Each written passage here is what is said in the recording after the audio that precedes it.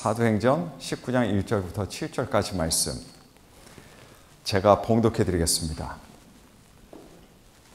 아볼로가 고린도에 있을 때에 바울이 윗지방으로 다녀 에베소에 와서 어떤 제자들을 만나 이르되 너희가 믿을 때에 성령을 받았느냐 이르되 아니라 우리는 성령이 계심도 듣지 못하였노라. 바울이 이르되 그러면 너희가 무슨 침례를 받았느냐 대답하되 요한의 침례니라. 바울이 이르되 요한이 회개의 침례를 베풀며 백성에게 말하되 내 뒤에 오시는 이를 믿으라 하였으니 이는 곧 예수라 하거늘 그들이 듣고 주 예수의 이름으로 침례를 받으니 바울이 그들에게 안수하매 성령이 그들에게 임하심으로 방언도 하고 예언도 하니 모두 12사람쯤 되니라. 아멘. 자, 오늘 지난 3주에 이어서 계속해서 성령으로 사는 삶, 성령으로 이끌림을 받는 삶, 오늘 시간을 4번째 시간을 갖도록 하겠습니다. 오늘로써 이 성령으로 사는 삶 마지막 시리즈 설교 말씀이 됩니다. 특별히 2번째와 3번째 메시지 때는 이 성령의 은사에 대해서 조금 더 우리가 집중해서 함께 은혜를 나눴는데 오늘 마지막 시간에도 전반부는 성령의 은사에 대해서 마저 제가 못해드렸던 말씀 함께 나누고 그리고 이제 결론 부분으로 굉장히 중요한 부분을 함께 다루도록 하겠습니다. 여러분, 기독교인들이 성령의 은사라고 할 때 사실 전혀 낯설거나 생소하지 않습니다. 우리가 자주 듣는 그런 표현입니다. 그런 단어들입니다. 그렇죠? 하지만 제가 목회하면서 늘 항상 절실히 깨닫게 되는 것이 있는데 그것이 무엇이냐면 성령의 은사가 전혀 생소하거나 낯설지 않은데 근데 실제적으로 성령의 은사와 관련해서 잘 모르는 부분들이 우리 성도님들에게 많이 계시다라고 하는 사실입니다. 근데 이런 잘 모르는 부분도 있는데 게다가 거기에 성령의 은사들에 대한 오해들이 있습니다. 또 이런 오해들이 있는 데다가 과거에 들은 게 있고 배운 것이 있지만 살짝 잘못된 지식과 인식을 가지고 있는데 그것들이 교정될 기회들이 우리가 신앙생활을 하면서 그렇게 많지 않다는 이야기입니다. 그러다 보니까 이 성령님과 성령의 은사들에 대한 지식들이 흩어져 있는 퍼즐 조각처럼 하나로 맞춰지지 못하고 어떤 그림이 나와야 되는데 그림 없이 그냥 그렇게 조각조각으로 존재하는 경우들이 있습니다. 여러분, 우리가 가지고 있는 이 성령의 은사들에 대한 오해들 가운데 하나가 뭐냐면 성령의 은사들 중에 어떤 은사들은 더 귀하고 또 더 위대하고 근데 반면에 어떤 은사들은 조금 덜 놀랍고 덜 신비스럽고 덜 위대한 은사들이 있다라고 하는 이런 잘못된 인식이 분명히 존재합니다. 여러분, 제가 결론부터 말씀드리자면 은사라면 더 귀한 은사가 없습니다. 덜 귀한 은사도 존재하지 않습니다. 은사들은 종류는 다양합니다. 그리고 그 종류들이 많은 것이 사실입니다. 그러나 그것이 어떤 은사가 되었든 간에 모든 은사들의 가치는 똑같습니다. 동일합니다. 한마디로 성령의 은사에는요, 우위가 없다는 이야기예요. 더 위에 있는 은사 없습니다. 더 아래에 있는 은사도 없습니다. 여러분, 대개 사람들이 더 중요하게 생각하거나 더 신비하게 생각하는 거, 어떤 은사 보면 우와 하는 것들이 있죠. 그런 은사들이 있어요. 여러분, 그런 은사들 어떤 것들이 있을까요? 흔히 예언의 은사, 병 고침의 은사, 능력 행함의 은사, 또는 영분별의 은사, 이런 은사들을 보고 사람들이 신비하게 생각합니다. 그리고 경이롭게 생각하죠. 하지만 여러분, 다시 한번 말씀을 드립니다만 은사들은 더 귀한 은사가 없어요. 그리고 상대적으로 덜 귀한 은사도 절대로 존재하지 않습니다. 모두가 똑같이 귀하고 똑같이 교회에 필요합니다. 그리고 똑같이 중요합니다. 자, 우리 성경에 나오는 은사 목록들이 몇 가지가 나오는데 그 중에 고린도전서 12장 8절부터 11절 말씀을 보시게 되면 고린도전서 12장 8절부터 11절까지입니다.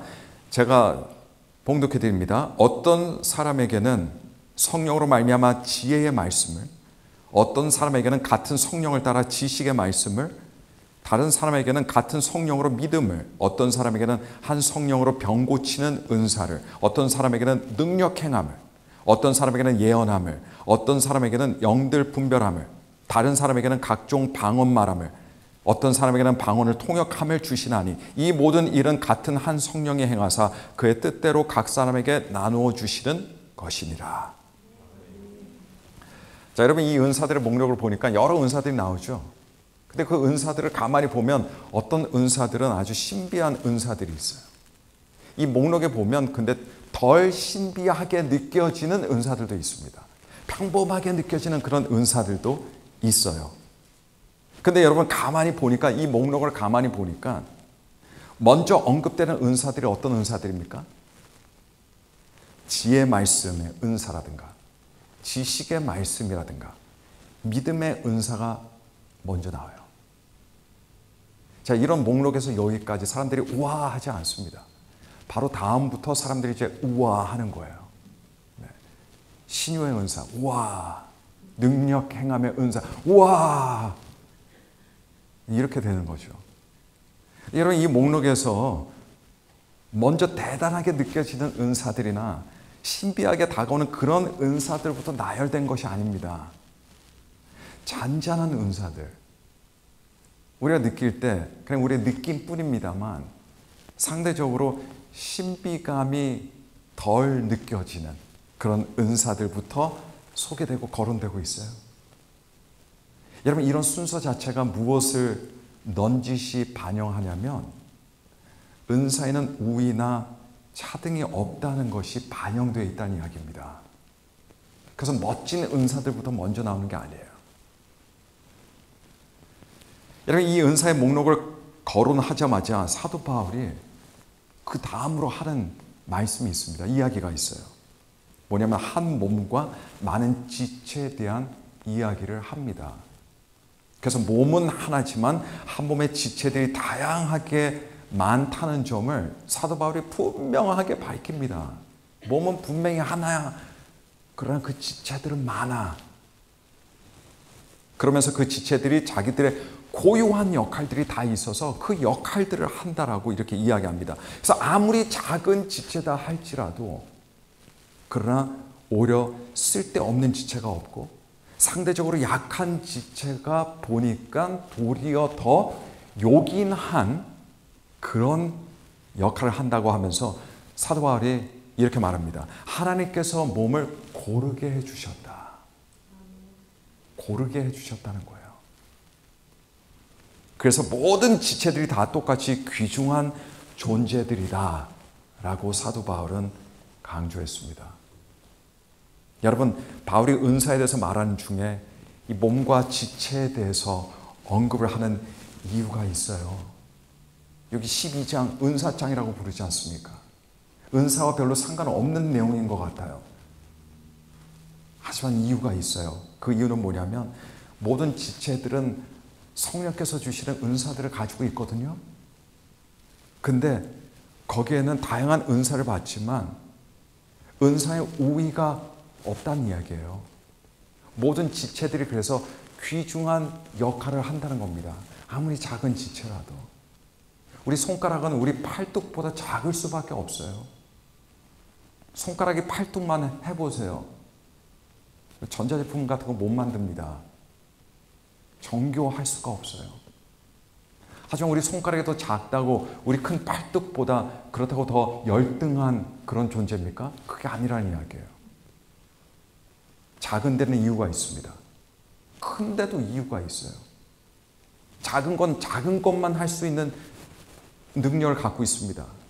또 큰 거는 큰 것만 할 수 있는 그런 역량을 가지고 있는 겁니다. 모든 지체는 하나님께서 주신 같은 가치의 은사들을 가지고 있어요.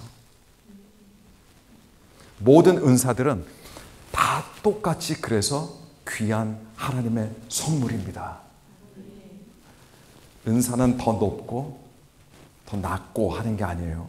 더 우월하고 덜 우월한 것이 아닙니다. 은사는 순전히 역할의 차이입니다. 역할이에요. 능력의 차이가 아니에요. 더 잘남의 차이가 아닙니다. 역할의 차이입니다. 예수 그리스도의 몸을 세우기 위해서는 다양한 역할들이 필요합니다. 그리고 이런 다양한 역할들을 위해서 다양한 은사들이 존재하는 겁니다. 여러분, 섬김의 은사를 한번 생각해 보실까요? 섬김의 은사하면 아무도 우아하지 않아요. 아무도 감동받지 않습니다. 섬김의 은사는 말 그대로 섬기기 위해서 주어진 은사죠.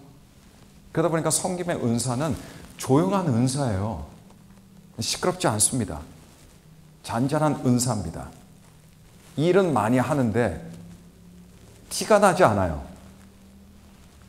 그러다 보니까 교회 안에서 사람들의 주목 잘 받지 못합니다. 근데 한 교회에 여러분 한번 상상해 보십시오. 섬김의 은사를 받은 사람이 아무도 없다라고 할 때, 아무도 없어요. 생각해 보세요. 그 교회가 어떤 모습일까요? 저는 생각만 해도 아찔합니다. 여러분께서 담임 목사가 되어 보시면 더 10분 이해하실 거예요. 아무도 섬기려고 하지 않으면 어떤 일이 일어납니까? 그 교회 끔찍한 곳이 되고 맙니다. 대개 사람들이 하기 싫은 일들이 존재하죠. 귀찮은 일들이 존재해요. 교회 안에서도 마찬가지입니다. 똑같은 하나님 나라의 일인데, 똑같은 거룩한 일인데 사람들이 좋아하는 일들이 있고 사람들이 좋아하지 않는 일들이 있습니다. 근데 섬기는 은사를 가지고 있는 분들이 대부분 그런 일들까지도 해요. 근데 그런 은사를 가지고 있는 사람이 없으면 사람들이, 성도들이 서로 눈치를 보겠죠. 이거 저 사람이 해야 되는데, 이거 이 사람이 해야 되는데, 이런저런 사람 없으면 그럼 목사님이라도 해야지. 그렇게 되다 보면 여러분 교회 분위기가 어떻게 될까요? 교회 분위기가 험악해질 겁니다. 서로 비난할 거예요. 서로 비판할 거예요. 여러분 이런 교회가 바로 설 수 있을까요? 아무리 능력 행함의 은사를 가진 사람들이 여러 명 있어서 주일마다 오는데 막 엄청난 능력이 일어나요. 아무리 병 고치는 은사를 가진 사람들이 있어서 누군가가 병자가 오면 막 병자가 일어나요. 아무리 방언하는 사람들이 많이 있어서 기도만 하면 막 귀청이 떨어져 나갈 것 같아요. 하지만 섬김의 은사가 있는 사람들이 없다고 하면 여러분 그 교회는 운영이 안 됩니다. 돌아가지 않습니다. 교회 가르침의 은사가 있는 사람이 아무도 없다라고 생각해 보세요. 말씀의 은사가 있는 사람이 없다고 상상해 보십시오. 아니면 다른 사람들을 위로하고 격려해 주는 사람이 아무도 없다고 생각해 보세요. 정말 쌍막한 모습의 교회가 될 겁니다. 이런 교회는 아무도 원하지 않아요. 아무도 가고 싶어 하지 않습니다. 설령 기적을 몇 번 체험했다 해도, 병 고치는 능력을 체험했다 해도 그 교회는 오래가지 못합니다. 그렇다면 여러분 오늘날 능력 행함의 은사나 병 고치는 신유의 은사나 예언의 은사 같은 은사들 분명히 있죠? 이거 가진 사람들이 있어요. 제가 질문 하나 던져볼게요. 근데 왜 우리 주변에 그런 은사들을 가지고 있는 분들이 많지 않을까요? 상대적으로 볼 때 그 수가 적습니다. 반면에 어떤 은사들은 사람들이 많이 가지고 있어요. 왜 그런 걸까요, 여러분? 여러분, 저는 그렇게 생각합니다. 그만큼 그런 역할이 많이 있을 필요는 없기 때문이에요. 여러분 군대를 가보신 분들은 아시겠지만 제가 군대에 있을 때 보직들이 다 있잖아요. 보직들이 굉장히 많습니다. 모든 군대들이 다 소총 들고 나가서 싸우는 게 아니에요, 여러분. 그런 사람들이 많죠. 하지만 다른 일들을 하는 병사들도 분명히 존재해요. 그 중에 꿀보직이라고 하는, 제 때는 그랬습니다. 제 이전의 때도 아마 그랬을 것 같고요. 지금은 하도 많은 변화들이 있고 변경 사항이 있다 보니까 달라졌을 수도 있어요. 그런데 저 때만 하더라도 꿀보직들 중에 하나가 뭐냐면 보일러병입니다. 보일러병. 군인들 막사가 있잖아요. 겨울에 따뜻하게 해줘야 돼요. 따뜻한 물이 나와야 됩니다. 중요한 역할이죠. 한 대대가 한 400, 500, 600명이라고 하면 보일러병은 한 사람이에요. 두 사람, 한두 사람. 한 사람이 제대하면 그 다음 사람 또 맡아야 되니까 사수가 있고 부사수. 어쩔 때는 한 명만 있고 어쩔 때는 두 명이 같이 있어요. 제대가 가까워지면 부사수가 있어야죠. 500명, 600명 중에 보일러병은 딱 한두 명이에요. 한두 명. 왜냐하면 그 역할이 한두 명으로 충분하기 때문에 그래요. 이 보일러병은 겨울에 이 막사를 지켜야 되고 보일러 시설을 계속 가동해야 되기 때문에 훈련이 있어도 나가지 않아요. 혹한기 훈련 추워 죽겠는데 보일러병은 따뜻한 데서 특별히 뭐 하는 거 없이 거기서 즐깁니다. 그러니까 사람들이 다 보일러병을 부러워하는 거예요. 근데 자, 여러분 상상해 보십시오. 한 부대에 500명 되는 부대에 보일러병들이 200명 있다고 생각하세요. 전쟁이 나면 보일러실은 사수할 수 있을 거예요. 보일러실은. 그러나 나라는 지키지 못합니다. 나라는 지키지 못해요.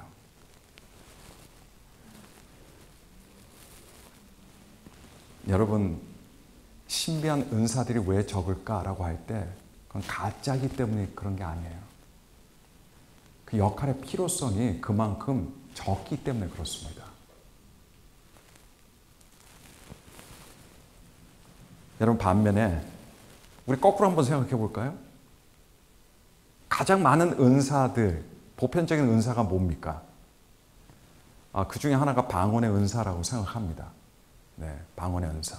그래서 많은 사람들이 방언의 은사를 가지고 있어요. 방언의 은사는 왜 그렇게 많을까요? 어떤 거 적은 건 이해돼요. 방언의 은사 같은 건 왜 이렇게 많을까요? 여러분, 상식적으로 생각하면 납득이 아주 쉽습니다. 잘 돼요. 왜냐하면 방언의 은사가 되게 보편적으로 많이 찾아지는 이유가 있는데 그건 뭐냐면요. 그만큼 기도가 중요하기 때문입니다. 기도는 한두 명이 한다고 될 일이 아니에요. 기도는 모두가 해야 되는 일이에요. 그래서 하나님께서는, 성령께서는 그래서 방언의 은사들을 더 많이 주시는 것 같아요. 네. 다 필요성에 의해서, 역할에 의해서 성령께서 은사들 주시는 겁니다. 물론 방언 기도가 최고의 기도 아닙니다. 그건 아니에요. 방언 기도만이 능력의 기도가 되는 것도 절대로 아닙니다. 그리고 모든 사람들이 다 방언의 은사를 받는 것도 아닙니다, 여러분. 만일 방언 기도가 최고의 기도라면, 그것만이 능력의 기도라면 우리 예수님께서는 방언 기도를 가르치셨지 주기도문을 가르치지 않으셨을 거예요. 우리 주님은 주기도문을 가르치셨어요. 모든 은사들이 다 똑같이 중요하고 똑같이 귀합니다. 근데 은사들마다 역할이 있기 때문에 어떤 은사들은 좀 적을 수가 있어요. 어떤 은사들은 굉장히 보편적이고 많을 수 있습니다. 그 모든 것들이 특성상, 필요상, 역할상 주어지는 겁니다. 하지만 모든 은사들은 똑같이 귀중한 거예요. 똑같이 소중한 겁니다. 사도 바울은 은사들에 대해서 설명하면서 고린도전서 12장 28절, 29절, 30절에 자, 이렇게 또 계속해서 기록하는데, 하나님이 교회 중에 몇을 세우셨으니 첫째는 사도요, 둘째는 선지자요, 셋째는 교사요, 그 다음은 능력을 행하는 자요, 그 다음은 병 고치는 은사와 서로 돕는 것과 다스리는 것과 각종 방언을 말하는 것이라. 다 사도이겠느냐? 다 선지자이겠느냐? 다 교사이겠느냐? 다 능력을 행하는 자이겠느냐? 다 병 고치는 은사를 가진 자이겠느냐? 다 방언을 말하는 자이겠느냐? 다 통역하는 자이겠느냐? 자, 여기서 이 목록에서 부각이 되는 것이 있어요. 그 부각되는 게 뭐냐? 바로 역할이다라는 거예요. 역할이답니다. 예수 그리스도의 몸이 세워지기 위해서 다양한 종류의 은사들이 주어져서 다양한 역할들을 감당할 때 그 몸은 건강해지는 겁니다. 사람이 손가락만 많으면 뭐합니까? 징그럽죠. 발가락만 많아요. 다른 사람은 한쪽 발에 발가락이 5개인데 어떤 사람은 막 20개예요. 그 누가 자랑하겠습니까, 여러분? 필요가 없는 거예요, 그러면. 그래서 여러분 모두가 다 똑같은 은사들을 갖지를 않아요. 모두가 다 방언의 은사만 가지고 있어도 안 됩니다. 모두가 다스리는 은사를 가지고 있잖아요. 그럼 아마 그 교회가 항상 분란이 있을 거예요. 사공이 많으면 배가 어디로 갑니까? 산으로 가기 때문에 그래요. 모든 은사들이 다 똑같이 중요하고 똑같이 귀합니다. 그리고 모든 은사들은 그것들의 역할들이 있는 겁니다. 그리고 또 이 사실이 무슨 의미가 되냐면 어떤 은사를 받았느냐에 따라서 누군가가 더 위대해지는 게 아니에요. 누군가가 더 가치가 있어지는 게 아닙니다. 다 똑같은 거예요. 더 위대한 사람 없어요. 그래서 내가 능력의 은사를 받았다고 해서 병 고치는 은사를 받았다고 해서 다른 덜 주목받는 은사를 가진 사람보다 뛰어난 게 아닙니다. 더 중요한 게 아니에요. 더 위대해지는 게 아니에요. 어떤 신비한 은사를 가진 사람들이 영적인 우월감에 빠질 수도 있습니다. 신비한 은사뿐만 아니라 그냥 어떤 은사를 가지고 있는 사람은 교만해질 수도 있어요. 그러나 여러분, 그 사람 조심해야 됩니다. 그 사람 조심해야 돼요.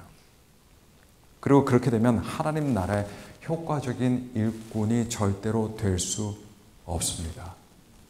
오히려 교만하고 하나님 나라의 유익이 되지 않습니다. 자기를 위한 신앙생활을 하게 될 거예요. 은사에는 우위가 없습니다. 은사를 받은 성도들도 지체들도 우위가 없어요. 다 똑같이 귀한 하나님의 자녀들입니다. 그래서 팔뚝에 상처가 나나 새끼손가락에 상처가 나나 똑같이 아픈 거예요. 이게 바로 하나님께서 바라보시는 시각입니다. 느끼시는 마음이세요. 은사는 감투가 아닙니다. 은사는요, 트로피가 아니에요. 훈장도 아닙니다. 어떤 한 사람의 믿음이나 능력에 대한 증명서 같은 게 절대로 아니에요. 은사는 이렇게 생각하시면 됩니다. 이전에 제가 이미 설명드렸지만 은사는 공사장에 쓰이는 공구다라고 생각하시면 돼요. 공구. 은사는 순수하게 교회를 섬기고 교회를 세우고 하나님의 나라를 위해서 존재하는 공구로 사용하는 겁니다. 공구로. 그것을 감투로 생각하면 큰일 나는 거예요. 감투로 여기는 사람은 사탄에게 이용당하게 됩니다. 오히려 자신에게는 해가 됩니다. 자, 지금까지 제가 은사에 관해서 말씀드렸습니다. 사실 아직 은사에 대해서 좀 더 말씀드리고 싶은 것들이 많지만은 하지만 벌써 한 달 동안 4주 걸쳐서 제가 말씀드렸기 때문에 이 정도로 하기로 하고요. 제가 성령으로 사는 삶에 대한 결론 부분을 말씀드리고 싶어요. 그리고 이 부분은 성령의 은사보다 중요합니다. 성령의 은사보다 중요해요.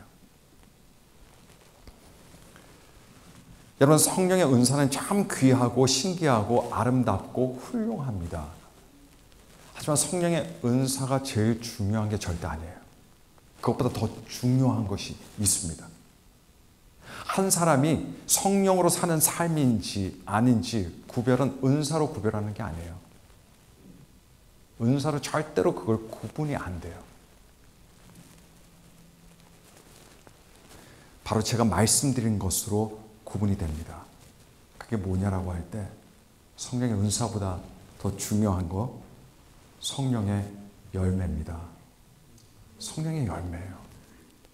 성령의 은사도 결국은요, 성령의 열매를 위해서 주어진다라고 볼 수 있습니다.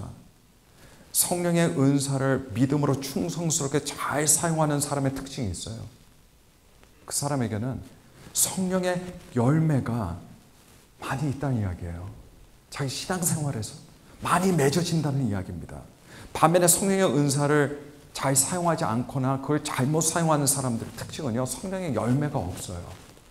근데 문제는 뭐냐면 성령의 은사는 성령의 열매를 위해서 존재하는데 정작 성령의 열매가 없다면 은사들은 소용이 없다는 이야기입니다.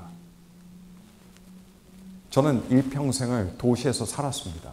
어떤 분들은 아틀란타 시골인데 하시는 분들도 계시지만 제 말씀은 뭐냐면 저는 농사를 짓는 밭이 있고 논이 있는 이런 곳에 살아본 적이 없어요. 그래서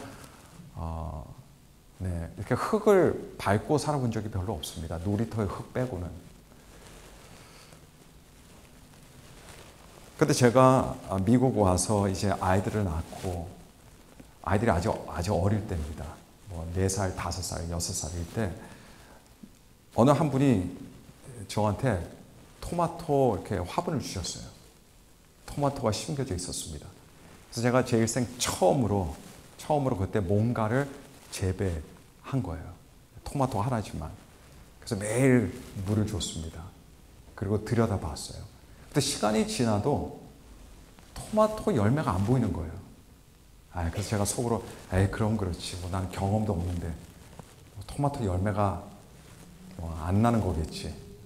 거의 포기하려고 할 때 바로 그 다음날 보니까 토마토 열매가 딱 맺혀 있는 거예요. 작은 토마토였습니다. 얼마나 신이 나는지 몰라요. 그때부터 이제 부지런히 또 물 주고 또 축복해 주고 그러니 이 토마토 열매가 조금씩 이게 더 커지는 거예요. 그러면서 더 빨개지는 겁니다. 그게 얼마나 보기 좋은지 몰라요. 그게 일종의 집에 들어가면 보는 기쁨이었습니다. 기대감. 오늘은 얼마나 더 커져 있을까. 근데 어느 날 딱 집에 들어갔어요. 며칠 안 되고 나서. 그래서 똑같이 발코니에 나가서 딱 들여다봤습니다. 근데 그 한 알 있던 토마토가 없어졌어요. 깜짝 놀랐습니다. 어떻게 키운 건데 이게 어디 갔어? 했더니 제 두 아이들 정확히 누군지는 모르겠지만 그 둘 중에 한 명이 딴 거예요. 그러니까 한 명은 지금 없고 한 명은 여기 앉아 있는데 어려서 기억이 안 날 겁니다. 그때 마음이 좀 속상했습니다. 그래도 우리 아이들 뱃속으로 들어갔으니까 그걸로 위로는 삼았는데 그때 제가 여러분 그때 뭘 느꼈는지 아십니까? 그때 뭘 느꼈냐면요.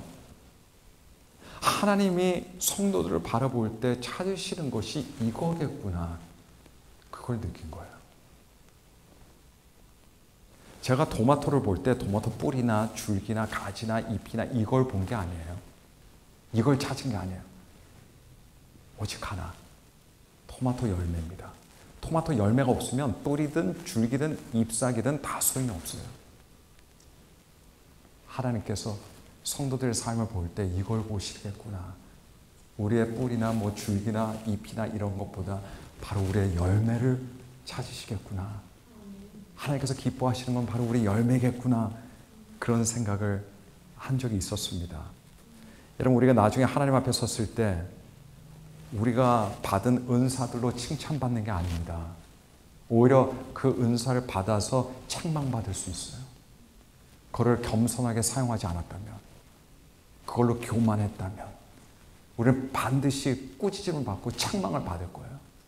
하나님께서 우리를 칭찬해 주신 것은 무엇이냐라고 할 때 은사들이 아니라 그건 어차피 하나님께서 주신 것들이니까 성령의 열매들입니다. 열매들 보시고 기뻐하시고 열매들 보시고 우리를 칭찬해 주십니다. 그게 바로 우리의 상급이 되는 거예요. 상급이. 여러분 봉사는 은사로 하는 거죠. 봉사는 은사로 하는 거예요. 물론 은사 갖고만 하는 건 아니지만 직분은 열매를 보고 세워지는 거예요. 은사를 보고 직분을 세우는 게 아니에요. 직분은 열매를 보고 세워야 되는 거예요. 능력을 보고 세우는 게 아니에요. 얼만큼 그 사람의 신앙생활의 삶에 성령의 열매들이 맺혀졌나가 중요합니다. 그래야 본이 될 수 있어요. 근데 은사 가지고는 은사 자체만으로는 본이 안 돼요. 왜냐하면 모든 성도들이 다 받는 거거든요. 뭐 받았다고 해서 본이 되는 게 아니에요. 그걸 어떻게 사용했고 어떻게 열매를 맺었냐, 이거를 보고 직분자들이 세워지는 겁니다. 목회자가 능력만 많으면 뭐합니까? 물론 능력 많은 목회자 있으면 참 좋을 것 같아요. 그러나 성령의 열매들이 없다면 여러분 별로 의미가 없는 목회자가 될 거예요. 그렇다면 여러분 성령의 열매들이 도대체 뭘까요? 갈라디아서 5장 22절, 23절에 성령의 열매를 알려주고 있습니다. 오직 성령의 열매는 사랑과 희락과 화평과 오래 참음과 자비와 양선과 충성과 온유와 절제니. 자, 이 9가지 열매를 우리에게 알려주고 있습니다. 근데 문제는 뭐냐면 여러분 하나님께서 찾으시는 것과 우리가 찾는 것이 다를 때가 많아요. 신앙생활에. 그러다 보니까 신앙생활에 갭이 생기게 되는 겁니다. 하나님께서 찾는 건 정작 따로 있는데 우리는 딴 것들을 찾는 경우들이 많아요. 하나님께서 기뻐하시는 부분은 여기인데 우리는 딴 걸 보고 기뻐하는 경우들이 많아요. 우리 기독교인들이 성령의 열매들을 그렇게 많이 생각하지 않는 것 같아요. 부흥이나 아니면 뭐 이런 프로그램이나 이런 것들을 많이 생각해도, 또 직분들 많이 생각해도 정작 성령의 열매에 대해서 기뻐하고 고민하고 하는 부분은 사실상 많이 적습니다. 그러나 하나님은 성령의 열매들을 보시는 거예요. 여러분 제가 장담하는 거 있는데 여러분 그리스도인의 행복은요 성령의 열매들에 따라 비례됩니다. 성령의 열매가 없잖아요? 그럼 그 사람의 신앙 삶도 공허해질 수밖에 없어요. 성령의 열매들이 많으면 많을수록 그 사람의 내면이 풍족해집니다. 아름다운 정원이 돼요. 행복하지 않을 수가 없어요. 여러분 한국에 있는 진짜 행복한 사람은 미국에 와도 행복할 수 있어요. 행복이 상황과 환경에 따라 좌지우지되지 않습니다. 그건 진짜 행복이 아니에요. 진짜 행복한 사람은 한국에 있든 아프리카에 있든 미국에 있든 어디 있든 행복할 수 있어요. 왜냐하면 행복은 우리 내면에 있기 때문에 그래요. 상황이 살짝 달라졌다고 불행해진다고 하면 그 사람은 처음부터 행복한 사람이었다라고 말할 수가 없어요. 성도의 기쁨, 성도의 행복은요 성령의 열매들과 비례합니다. 성령의 열매가 풍성하면 행복해져요. 사랑이 풍성하면 행복해져요. 희락이 있고 평강이 있으면 행복해질 수 있습니다. 그런 사람들이 오래 참죠. 그죠? 자비와 양선이 있어요. 충성과 온유와 절제 다 해요. 이 모든 것들이 함께 작용해서 성도의 기쁨을 만들어냅니다. 행복해지는 거예요. 그래서 여러분 이 자리에서 불행한 사람은 다른 데 가서도 불행해질 수 있어요. 불행해지게 돼 있어요. 거기서 참된 행복을 배우지 않는 이상, 참된 행복을 얻지 않는 이상 다른 데 가도 결국은 크게 달라질 것이 없다는 겁니다. 사실상 행복하지 않은데 자기를 행복하다라고도 착각할 수 있습니다. 내가 누리는 행복이 진짜 그리스도 안에서의 행복인지를 봐야 돼요. 성령의 열매는 주님께서 기뻐하시는 겁니다. 갈라디아서 5장 22절 23절 사랑, 희락, 화평, 오래 참은 자비, 양선, 온유, 충성, 절제 다 이야기하고 나서 마지막에 뭐라고 덧붙이냐면 이 같은 것을 금지할 법이 없느니라. 우리 사람들에게는 법이 참 중요해요. 그죠? 법이 최고처럼 느껴져요. 그러나 성령의 열매 이야기 오면 이것들을 금지할 법이 없다. 이 말은 이것들이 가장 중요하다는 겁니다. 가장 중요한 거예요. 우리 마음에 하나님의 나라가 임했고 하나님의 나라가 있는 성령께서 활발하게 역사하시고 산물결을 일으키시는 그 사람의 내면에는 성령의 열매들이 반드시 있습니다. 하나님의 사람으로 성령의 이끄심을 받으며 성령으로 사는 삶이 됩니다. 여러분 은사들은 우리 뜻과 상관없이 사실 주어지는 경우들이 많아요. 나는 이런 은사 한 번도 구한 적이 없는데 하나님께서 주셨어요. 이렇게 이야기하고 생각하는 분들이 다반사가 아니라 전부예요, 여러분. 물론 하나님 이 은사, 주님 나라를 위해서 이 은사를 갖고 싶습니다. 이 은사를 주세요. 그럼 제가 충성을 다하겠습니다. 사모하는 마음으로 이렇게 성령의 은사를 받을 수도 있습니다만, 그러나 은사 주시는 분은 성령님이시고 성령님의 뜻대로 주시는 것이에요. 성령께서. 그러니까 성령의 은사를 받음에 있어서 우리의 의지는 사실 별로 상관없어요. 그러나 성령의 열매는 다릅니다. 물론 성령의 열매도 성령께서 계셔야만 역사하셔야지만 성령의 열매들을 맺을 수 있는 건 100% 사실입니다. 하지만 성령의 열매는 성령의 역사하심과 성도의 순종, 성도의 믿음이 함께 있어야 돼요. 그래야만 열매가 맺힌다는 겁니다. 그래서 우리는 모든 노력을 다해야 돼요. 가만히 앉아 있는다고 열매들이 맺혀지는 게 아닙니다. 가만히 있어서 은사는 받을 수 있을지언정 가만히 있는다고 사랑의 사람이 되는 거 아닙니다. 희락의 사람 되는 게 아니에요. 평강을 누리며 사는 사람이 되는 게 아니에요. 우리 부단히 노력하고 정성을 다해야 되는 겁니다. 이게 바로 거룩이고 경건입니다. 오래전 초대교회 시대에 비하면요, 그때 옛날 시대, 초대교회 2000년 전의 초대교회 많은 부분에 있어서 부족했어요. 없는 것들이 너무 많았습니다. 규모도 훨씬 작았습니다. 오늘날 교회 비교해 보세요. 오늘날 교회 규모가 얼마나 커요? 없는 게 뭐 있습니까? 여러분 주변을 돌아보세요. 없는 게 뭐 있습니까? 넘쳐납니다. 그럼에도 불구하고 지금 현대 교회들이 초대교회 하는 이유가 있습니다. 왜냐하면 초대교회는 성령의 열매들이 많았거든요. 거기에 반해서 오늘날 현대 교회들은 거기에 미치지 못합니다. 그러니까 이 말은 뭐냐? 초대교회는 열매들이 많았지만 지금 교회는 초대교회에 비해서 또 교회들마다 조금씩 다르겠지만요, 잎이 더 무성하다는 얘기예요. 실속이 없어져요. 우리는 열매를 위한 신앙생활을 해야 됩니다.